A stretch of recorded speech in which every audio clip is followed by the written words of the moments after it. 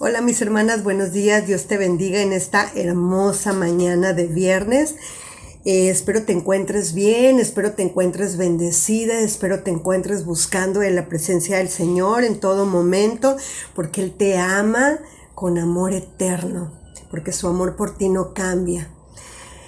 Hoy veremos, mi hermana, 4 puntos que nos llevarán a hacer conciencia si estamos siendo guiados por el Espíritu de Dios o si estamos siendo guiados por nuestra carne. Y espero en verdad que sean de bendición a tu vida como lo han sido para la mía. Hoy veremos como primer punto nuestra deuda con la carne. Pablo dice que no tenemos ninguna deuda con nuestra carne.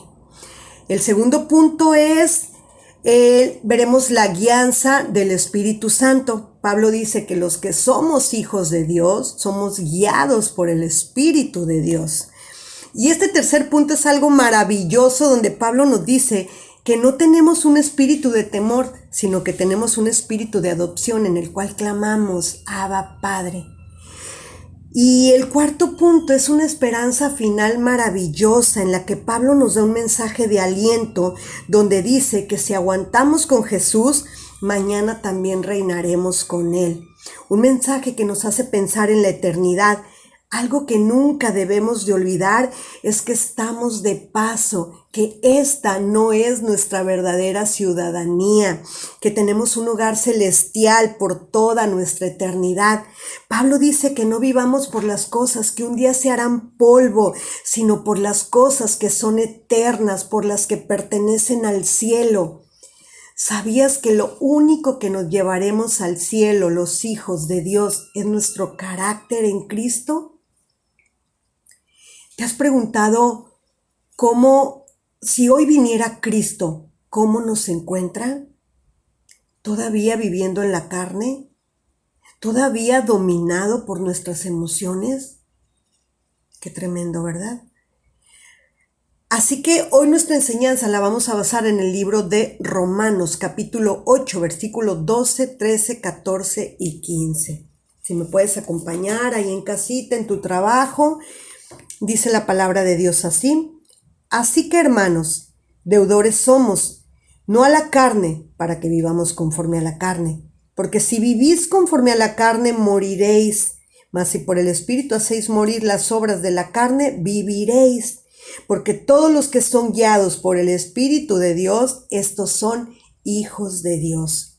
Pues no habéis recibido el espíritu de esclavitud para estar otra vez en temor, sino que habéis recibido el espíritu de adopción por el cual clamamos, Abba, Padre. ¡Wow! ¡Qué hermoso! Así que nuestro primer punto dice, nuestra deuda con la carne. Pablo nos está diciendo que somos deudores, pero no de la carne. Pero, ¿qué significa ser deudor? Tener una cuenta pendiente con alguien, estar vinculado con alguien y sentimos en el corazón que se lo tenemos que devolver. Pablo está hablando de una deuda que tenemos con Dios. La salvación es gratuita, por gracia somos salvos. Nada de lo que hagamos nos va a hacer limpios ante los ojos de Dios. Hasta nuestras mejores obras están manchadas por el pecado. Nuestro cuerpo está sucio, nuestro corazón está manchado por muchas obras sociales que nosotros hagamos, por quedar bien con los demás, es basura para Dios. Si el dar está basado en el protagonismo, es heno y hojarasca para Dios. Dice Dios que lo que haga tu mano izquierda, que no lo sepa la derecha. Así que no toquemos trompeta cada vez que demos algo. Todo en nosotros está dañado por el pecado. Todo. Antes de que el pecado entrara al mundo, todo era perfecto, la creación era hermosa, era limpia, estaba limpia, todo era bello. Pero cuando el pecado entró al mundo, todo lo manchó. Imagínate una mancha de chapopote que cayó sobre la creación, todo lo manchó. Todo. Dice la palabra de Dios que la tierra está manchada, que la tierra gime con dolores de parto.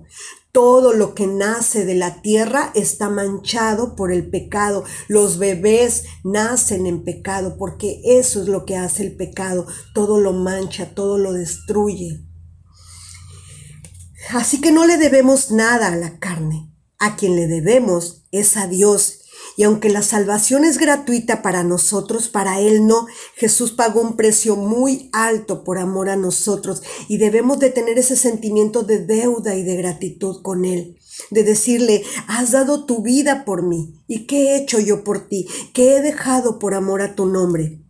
Y Pablo nos dice que que no somos deudores de la carne y no tenemos por qué vivir satisfaciéndola. Ella no ha hecho nada por nosotros. El vivir para la carne nos ha dejado dolor, pecado, amargura, ansiedad, depresión. La carne no quiere nuestro bien. La carne nos va a llevar a pecar y el pecado nos separa de Dios.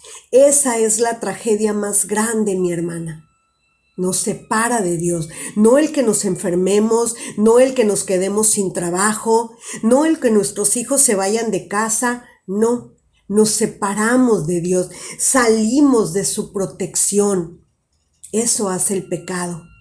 Y cuando tú pecas y no arreglas inmediatamente con Dios, el pecado te va a llevar a vivir completamente en la carne y corres un riesgo tremendo de perder tu salvación, de vivir una eternidad alejado de Dios. Dios aborrece que pequemos porque además de que nos separa de Él, ese pecado le ata las manos para seguir bendiciéndonos. Dios no puede festejarnos cuando nosotros pecamos. Él no puede hacer eso. Bueno, sí puede, pero no quiere. ¿Okay? Así que cierra los cielos. El pecado destruye, esclaviza, nos mata lentamente. Pablo nos dice, no le debes nada a la carne, mira cómo has vivido complaciéndola. Deudas, adulterio, divorcios, has matado con tu boca. Así que luchemos con nuestra carne y digámosle, no me vas a seguir matando. Charles Spurgeon dijo una vez que es peor el pecado que el infierno. La gente tiene miedo al infierno, pero deberíamos de temer al pecado. Eso es lo grave. Hay hombres que han preferido morir antes que pecar contra Dios. Los 3 amigos de Daniel preferían morir en el horno de fuego. El mismo Daniel prefería morir antes que pecar contra su Dios. Tenemos que tener miedo a pecar. ¿Qué placer nos puede traer algo que nos separa de Dios, que nos aleja de Él? ¿Qué placer nos puede traer algo que nos aleja de la santidad, que destruye hogares? La humanidad entera está así a causa del pecado, por la falta de Dios en la vida del hombre. Muchos hemos llorado, nos ha dolido la legalización del aborto. ¿Y quién tiene la culpa? ¿El diablo? No, el pecado. El corazón humano que prefiere defender árboles y animales, pero acabar con la vida de seres humanos, acabar con aquel que es hecho a imagen y semejanza de Dios. Qué tremendo, ¿verdad? Cada vez que tú y yo pecamos, mi hermana, volvemos a subir a Jesús a la cruz, volvemos a crucificarlo en nuestro corazón. El segundo punto es guiados por el Espíritu. Hermana, la salvación es gratuita, pero un hijo de Dios no practica estas cosas. Quien practica estas cosas no heredará el reino de Dios, no anda en el Espíritu. Y la gente le dirá, Señor, Señor, en tu nombre hicimos esto, en tu nombre hicimos aquello, en tu nombre sacamos demonios. Y él dirá, no te conozco, porque quien practica el pecado no son mis hijos. Mis hijos obedecen, mis hijos se santifican, mis hijos se limpian y se guardan. Porque si andamos en el Espíritu, haremos morir las obras de la carne. Hermano, Pablo nos da el remedio para la solución a nuestros problemas. Quien vive en el Espíritu, vive en la palabra, vive en la oración, se congrega, se aleja de lo mundano, se aleja de lo que le provoca y vive buscando paz, dominio propio, mansedumbre, gozo, amor, virtudes que vienen del Espíritu Santo, y entonces la casa comienza a funcionar, la casa comienza a ser restaurada, mis hijos comienzan a ir a la iglesia, porque hoy vivo sometido al Espíritu Santo. Pero si no leo, no oro, no me congrego, y quiero que mi casa y mi familia sean bendecidos. No, hermano, no os engañéis. Si no buscas a Dios, no veréis a Dios. Tenemos que buscar a Dios para cambiar nosotros, porque cuando cambiamos nosotros, cambia nuestra casa, cambia nuestro entorno.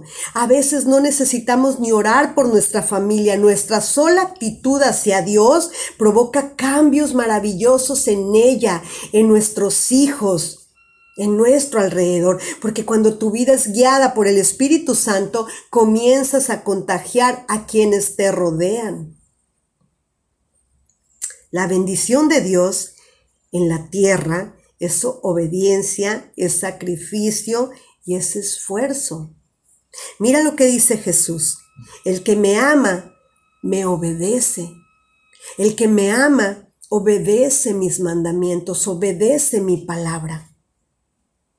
Cuando Ángel era chiquito, era tremendo. Tremendo, mi hijo fue un niño muy tremendo. Desde que entró al kinder era tremendo. Eran reportes. Es más, desde el primer día del kinder. Duró 12 días llorando, emberrinchado, porque no quería ir al kinder. Era tremendo.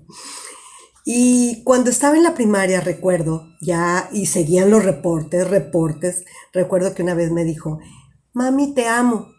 Y yo le dije: ¿me amas, mi amor? Y él me dijo: sí. Y yo le dije: me gustaría que me lo demostraras siendo más obediente. Y me dice: sí, ya voy a ser más obediente, mamá.